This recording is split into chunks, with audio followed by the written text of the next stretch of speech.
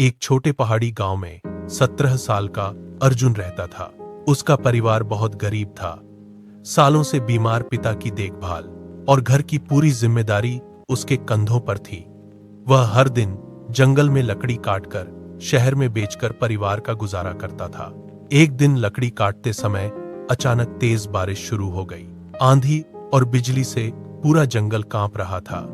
सारे लकड़हारे भागकर घर चले गए, लेकिन अर्जुन रुक गया। पिता की दवाई पूरी खत्म हो चुकी थी। वह खाली हाथ लौटना नहीं चाहता था। बारिश से बचने के लिए वह एक बड़े बरगद के नीचे खड़ा हुआ। अचानक उसने गीली मिट्टी में एक चमकती चीज देखी। खोदकर निकाला तो एक पुराना संदूक निकला, जो पूरा सोने के सिक्कों और गहनों से भरा हुआ था।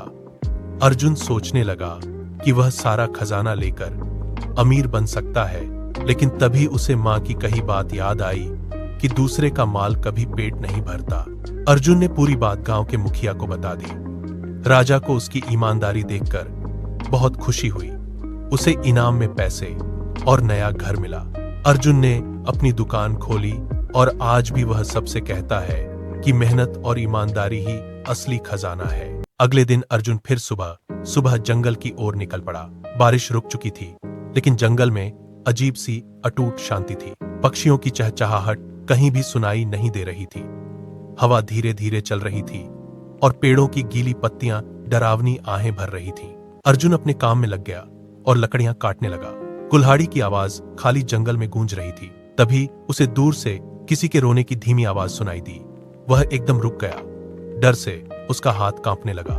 उसने पहले कभी जंगल में ऐसी आवाज नहीं सुनी थी। आवाज धीरे धीरे पास आने लगी, जैसे कोई चीज उसकी ओर बढ़ रही हो। अर्जुन हिम्मत करके कुल्हाड़ी उठाई और उस दिशा में बढ़ा। कुछ दूर जाने पर उसने देखा एक छोटी लड़की पेड़ के पास बैठकर रो रही थी। अर्जुन को दया आ गई। उसने पानी दिया और उसे पास बैठाया। तभी उसकी नजर लड़की के पैरों पर पड़ी। उसके पैर पूरी तरह उल्टे थे, घुटने पीछे की तरफ मुड़े थे। अर्जुन का दिल जोर से धड़कने लगा। अचानक लड़की जोर से हंसने लगी और तभी पीछे से किसी ने धीरे से नाम लिया, अर्जुन। अर्जुन डर के मारे धीरे धीरे पीछे मुड़ा, लेकिन वहां कोई नहीं था। घने जंगल में पत्तों की सरसराहट के अलावा कुछ नहीं सुनाई दे रहा था। अचानक तेज हवा चलने लगी। पेड़ों की शाखाएं जोर से हिलीं। सूखे पत्ते उसके चेहरे से टकराए। थोड़ी देर पहले देखी वह लड़की अब गायब थी। अर्जुन घबराकर पीछे हटने लगा। तभी वही आवाज सुनाई दी, अर्जुन, मेरी मदद करो। इस बार आवाज पुराने खंडहर मंदिर से आ रही थी। गांव के लोग हमेशा डराते थे कि यहाँ भूकंप में मंदिर ढह गया, पंडित जी मर गए, लेकिन आवाज बार बार उसका नाम ले रही थी। अर्जुन ने डर पर काबू किया और धीरे धीरे खंडहर के अंदर गया। अंदर घना अंधेरा था। धूप भी नहीं आ पा रही थी। दीवारों पर पुरानी तस्वीरें थीं। चारों तरफ धूल जमी थी। हवा में धुआं उठ रहा था। तभी उसकी नजर एक आधे खुले दरवाजे पर पड़ी। आवाज उसी दरार से आ रही थी। अर्जुन ने गले की माला को जोर से थामा। धीरे से दरवाजा खोला। धूल से भरे पुराने खंडहर की सुनसान गलियों में चलते हुए अर्जुन आखिरकार उस आखिरी कमरे के दरवाजे तक पहुंच गया। उसने जोर से दरवाजा खोला और अंदर झांका तो उसके पैर जम से खड़े हो गए। अंदर दीवार से बंधी भारी जंजीर में एक कमजोर बूढ़ा आदमी लटक रहा था। उसकी आंखें धुंधली थीं, चेहरे पर गहरी झुर्रियां थीं और पूरा शरीर धूल से ढका था। वह बिल्कुल बेबस लग रहा था।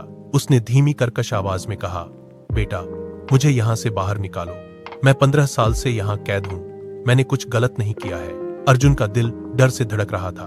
उसके हाथ भी कुल्हाड़ी पकड़कर थरथरा रहे थे, लेकिन बूढ़े पर दया आकर उसने जंजीर पर वार करना शुरू किया।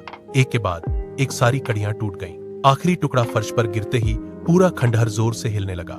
छत से ईंटें गिरने लगीं, दीवारों में दरारें पड़ गईं। तभी बूढ़ा जोर से हंसने लगा। उसकी आंखें लाल हो गईं, शरीर फूलने लगा, नाखून नुकीले हो गए।